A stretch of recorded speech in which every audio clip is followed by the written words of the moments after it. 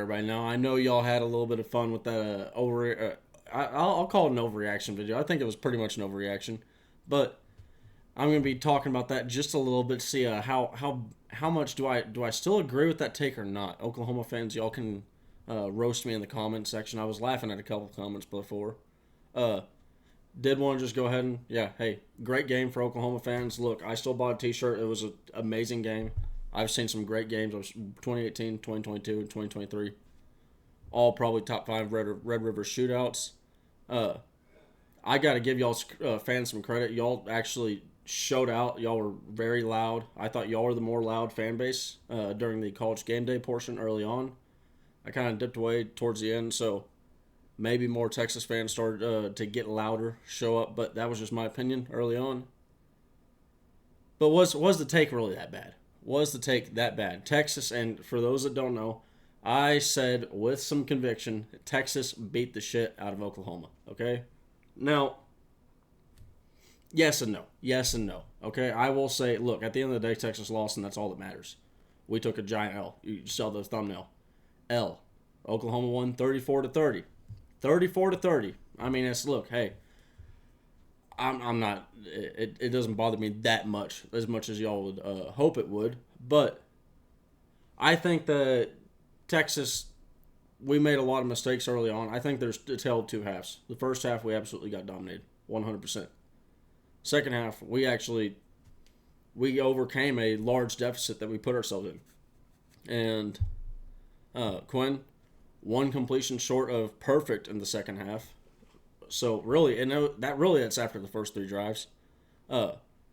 Oklahoma, I will say, despite the victory, only a 4-point victory with a 3 turnover margin three turnover margin victory. So they had the 3+ turnovers over Texas. Really 4 if you go and you consider that goal line stand where, hey, credit to Oklahoma, that's a problem for Texas. That's a problem for Texas. We got out physicaled on the offensive line. Couldn't gain an inch when we needed it, and that's a problem that really needs to be solved. And then Dillon Gabriel, up until that last drive, the very last drive, 55%, 6.7 yards per attempt on the final drive. That is what we call a pedestrian quarterback. So, you know what? Go ahead, roast me in the comments all you want. Look, at the end of the day, if Texas plays just a lick of cleaner ball, just a tiny bit cleaner, we beat Oklahoma. If we play really clean ball like Oklahoma did, we demolish Oklahoma. So I'm going to stand by that. Whatever. If you want to roast me in the comments, clip this video. Go ahead, clip it, post it to Twitter, see if I give a shit. All right. Now, this is all for Texas fans. So, if you're a Texas fan and you still like the video, drop a like on the video, subscribe to the channel, and then comment down below. Join the Oklahoma fans. I know there's plenty of them down there. Now, we are going to start off with the referees. I will say, I'm going back on a couple of the calls that I said were issues like targeting. That was not targeting. I think that hit Sanders on the shoulder. I told Nino, Nino's corner. I said, hey, I'm gonna leave it up. It's pissing off OU fans. I'm gonna leave it up. I was gonna correct it and edit it and say, nah, I was wrong. Nino's right. All y'all right. But OU fans were just a little too triggered, so I left it up there. Robertson, hey, he appeared to be a serviceable backup center. We still miss Majors. I think there's a line of Longhorn fans ready to go kiss his feet and say they're sorry. Maybe I might be in that group of people. But speaking of the injuries, so Jatavian Sanders, I'll skip ahead. Jatavian Sanders still not 100%. We looked like we missed Ryan Watts, but at the end of the day, I don't think we missed him that much. Gabriel, like I said, was 55%, 6.7 yards per attempt prior to the final drive. I think where we missed Ryan Watts was in the he wasn't going to be playing safety, but I think we missed his presence on the field at the end of that game. And then, so, crucial bye week. Allow Majors, Sanders, and Ryan Watts to get back and get healthy versus Houston. We got to close out the rest of the season schedule. And just for a recap, that schedule is Houston away, BYU on the road, BYU at home, Kansas State at home, TCU on the road, Iowa State on the road, and Texas Tech at home to finish off the schedule.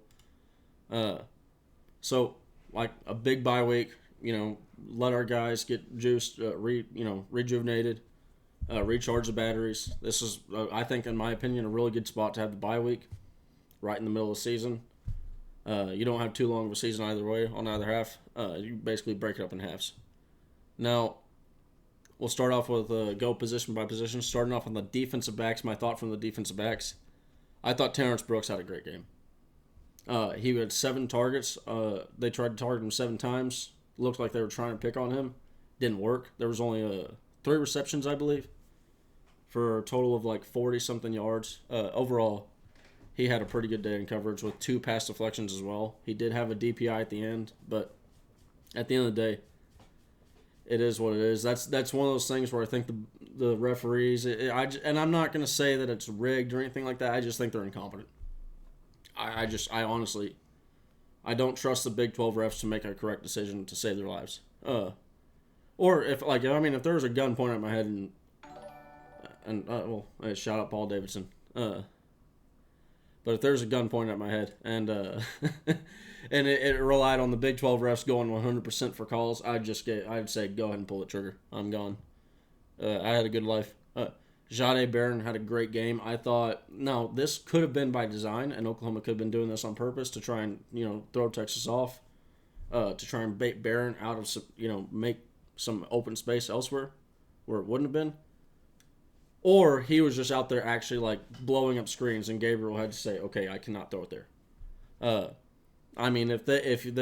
There were multiple times where if there was a screen pass attempted, it was probably going to get house for 6 or get at least, by the very least, pass deflected. Broken up right in between the two. Jaron Thompson, I think, despite the drop pick, I got onto him for the drop pick. I think he still had a pretty good game. There was the end play. Whose fault was it between Derek Williams, Jaron Thompson, or David Benda? That's for the players to know. And really, at the end of the day, it doesn't matter. We still lost. Move on from it, but learn from it. I think that still his communication. If you watch him back there, he's communicating. He had that's a really smart football player, and he also can hit. He brings the wood. Malik Muhammad, I had a good day. He had a good day, but late he had a tackle that he arm tackled a guy. And I believe it was on Andrew Anthony, and I think that allowed Anthony to get out and get out of bounds, which was honestly pretty big considering Oklahoma scored with 15 seconds left on the clock. Derek Williams, y'all know I'm a big fan of Derek Williams. He appeared to have 2 mistakes at the end. If y'all follow, that's where I say I don't know if it was David Benda, Jaron Thompson, or Derek Williams, but there was Kirk Herbstreit, and I don't know if y'all saw Emmanuel Acho. He had a breakdown. Kirk Herbstreit was during the game. Just go watch the Texas clip video. It's right at the very end that he breaks down that play. And then Emmanuel Acho basically said the same thing. It's just communication. I'll repeat something Emmanuel Acho said in his video. Secrets kept on defense end up giving up points. You're going to give up points if you keep secrets on defense. It is what it is. So you got to communicate. Linebackers. Anthony Hill, he showed up, man. There were multiple times where, honestly, if Anthony Hill didn't show up, this linebacker, the way that we look at the linebackers, it's a lot worse. Jaylan Ford, he seemed flat. He just there were times where there was maybe 1 or 2 times where he actually made a play, and he looked like the instinctual just Jaylan Ford that we know him as. I don't know if he was sick or what, but he just seemed flat, man. Like it felt like the best analogy as I can get is when you get a soda from a McDonald's or something like that, or whatever. When you get a soda and it comes out flat, he just felt flat to me. David Benda. Similar. Had some good plays, but then there were some mistakes. Like he says that at the end, he says that it's on him. That play was on him. And Maybe it was. But overall, we want more from the linebackers, and it just it sucks because it felt like if we get a little bit more from the linebackers, that might be the difference in the game. There's honestly a lot of things that if we just get a little bit more, it's a difference in the game. Defensive line, the tempo looked like it affected them. It did not look like they were ready for this tempo that Oklahoma was about to bring, and that's honestly something that I should have but did not consider. Sweat, I think, had a pretty damn good day still. I know some people were saying he was slow in the fourth quarter. He was a little gassed in the fourth quarter, but at the end of the day, he still made a big tackle. The drive before the last to Oklahoma to help get us the ball back. And honestly, if you go outside of there were 3 big runs for Dylan Gabriel that he ran for 66 yards total in those 3 runs. Outside of those runs, the run defense held Oklahoma to 3.3 yards per carry. So it really wasn't that bad of a day run defensively compared to the 3.1 that we were giving up going into the game. But at the end of the day, it's a shoulda, coulda, woulda. You know, you gotta do better, man. You can't let up those. You have to maintain the lanes so that when the quarterback takes off, you got it. Now, Quinn Ewers, like I mentioned, hey, he was perfect in the second half.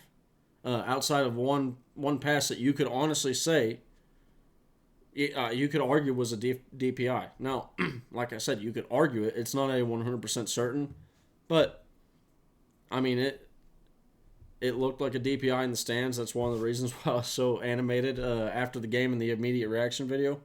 But yeah, I mean Quinn Ewers, he came back. He responded after that bad start, and he broke Colt McCoy's consecutive completion record in the process. Like I said, he probably could have it going right now, still, and he needs to learn how to slide. He needs to hit up Troy Tulowitzki and Caleb Longley, and he needs to learn how to slide. Just go to the baseball practice for a couple days here. You know, get yourself learning how to protect, because you got, especially when you're a quarterback that has arm talent like Quinn Ewers, you do not need to be sitting there taking shots on your upper body. Protect that thing. Now running backs. Oh, I reacted to Brooks. I overreacted. Jonathan Brooks, 27 touches is plenty. He had 5 receptions, 22 carries. That's 27 touches. That is plenty. That's almost like 35 to 40% of the touches in the game. Plays for the offense in the game. That's a lot. Now, want to see the goal line look from Baxter. I want to see more goal line and short yards from Baxter, but it did look like he got injured early on. I just wish they would save his usage for those situations. Where looks like he'd be more effective than Jonathan Brooks. And speaking of Jonathan Brooks, like I just said, he's actually, right now, he is the best back in college football. I know, well, I think there's one Troy guy, but over the last 4 weeks, for sure, it is undoubted, he is the best. He's a top 5 in just about any, like, I mean, literally any category you can think of. Over the last 4 weeks, Jonathan Brooks is probably top 5 running back in it. With a minimum of 20 carries. Now, he is the number 1 in yards. He's the number 1 in yards per attempt. He's up there in missed tackles forced, yards after contact. The dude does it all. He's absolutely just playing on fire right now. Like I said, over the last 4 weeks, he's 25% of his rushes are going for 10 yards or more. 15.5% of his rushes are going for 15 yards or more. I will take that every day of the week and some. Yeah, best back in college football right now, and I honestly, it's crazy that I don't think that's a debate. I really don't think it's a debate. Especially when you consider Oklahoma was a good rush defense, and he did. Now, some people said, hey, you can't compare what he did to Bijan last year because Bijan played 3 quarters, he played 4. Yeah, it's but on a per touch basis, it's the same numbers. Touch the ball the same amount of times. It ended up with the same stats. I mean, maybe you could argue that the Oklahoma defense was fresher for Bijan Robinson, but I don't. They were on the field quite a lot for Bijan. Like I said, Sanders was not 100%. You saw that multiple times. There was a block that there was a play where it looked like we might have been able to have that Worthy screen that we had a couple years before. He did not. He missed the block. I mean, he's got 5 inches, 41 pounds on the dude, and he got absolutely just. It looked like more finesse and power, like a power shed.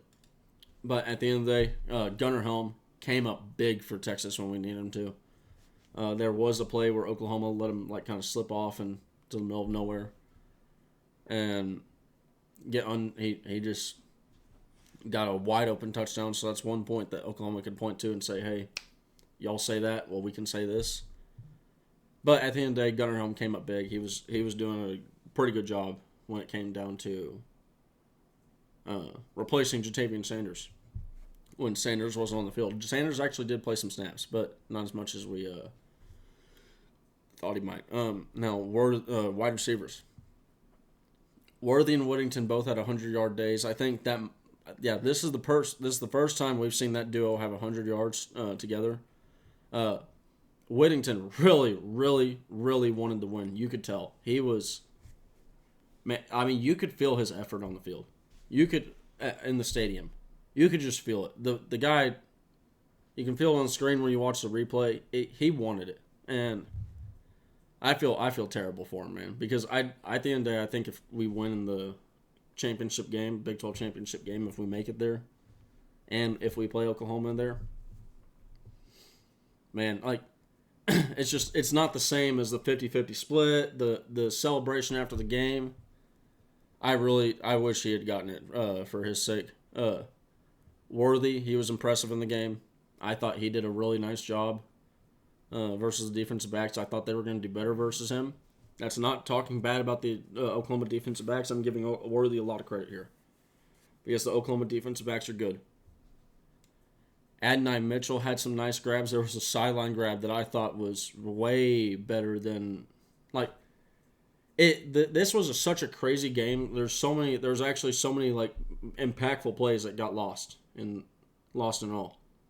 And I can't remember if we ended up getting points off this drive, but Adonai had a really nice catch that would have. I mean, it's good in the pros. He had 2 toes down. Got the full extension. It was nice. And then where was Jonte? Where was Jonte Cook? I know Steve Sarkisian just said in a press conference, he said he wants Jonte Cook. He wished he got Jonte Cook in more. Yeah, I think a lot of people do. I want to see him mixed in more, or like some of these freshmen. I still want to see more Derek Williams. I still want to see more Ant Hill. Well, obviously, I want to see more Ant Hill. I want to see more Malik Muhammad. I want to see more Jonte Cook. Give us these young freshman studs. Give us more of them. Absolutely. But, so in conclusion, still a loss. Still a loss. It sucks. It is what it is. But, I mean, I'm not losing sleep. Any of you Oklahoma fans, go ahead. Roast me. Tag me all you want. I mean, at the end of the day, you seem more like a fan than anything else. You seem pretty obsessed with me. So, I'll leave it at that. But it is what it is. The Texas Longhorns got a loss, 30-34 versus Oklahoma in the Red River Shootout. It was a shootout. It was an amazing game. I still do think Texas was a better team. Like I said, y'all won in the turnover margin by 3 points, or by three turnovers. Really, 4 turnovers if you consider that goal line stand, which at the end of the day, that looks well worse on Texas than it does on Oklahoma, obviously. But if you consider that a turnover, which I would consider it because you're turnover on downs, that's 4 turnovers, and you only won by 4 points. I don't know. Feels like if Texas hadn't turned the ball over, we might have won by a little bit more. And I know that's, at the end of the day, that's not what happens. It's not on the football field. A loss is a loss. Here you go. Well, we're holding this L. We'll hold it for a year, but we'll be right back to win next year. All right, buddy.